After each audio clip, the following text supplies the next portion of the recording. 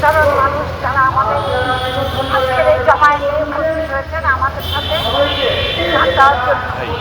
আপনাদের সবাইকে প্রথমে আমি খেলাঘরের ৭৪তম প্রতিষ্ঠা বার্ষিকীতে অভিনন্দন আজকে আমাদের কথা ছিল, তো আমরা আনন্দের বদলে বিষণ্ণ হৃদয়ে আমরা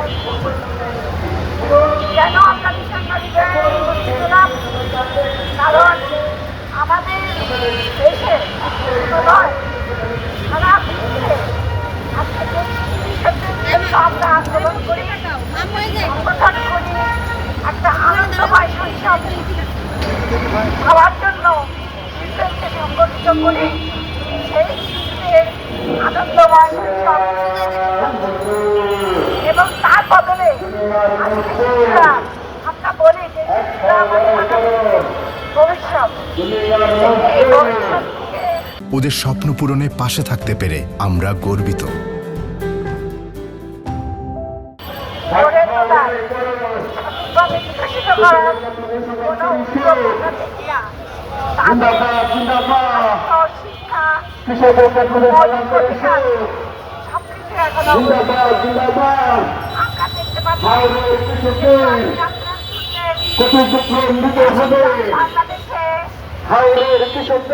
মহামারীতে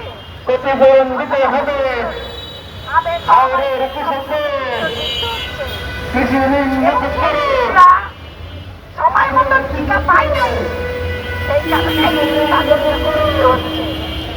এই মৃত্যু অনাকাঙ্ক্ষিত এবং এই মৃত্যুটা আমরা যদি সঠিক ব্যবস্থা নিতাম তাহলে আমরা ঠেকাতে পারতাম। কাজে আমরা এই মৃত্যুর প্রতিবাদ জানানোর জন্য আজকে এখানে উপস্থিত। আমরা চাই না এই একবিংশ শতাব্দীতে আমাদের ছোট ছোট শিশুরা একটাতেই অসুখটাকে প্রতিরোধ করা যায় একটা টিকার মাধ্যমে সেই অসুখে মৃত্যুবরণ করুক। এবং এই জন্য যারা যারা এই কাবিজাতির সাথে জড়িত, যারা সঠিক সময়ে কাজরায় করেন নাই, আমরা তাদের বিচার চাই, আমরা তাদের শাস্তি চাই। এরপরে আমি যেটা বলতে চাই সেটা হলো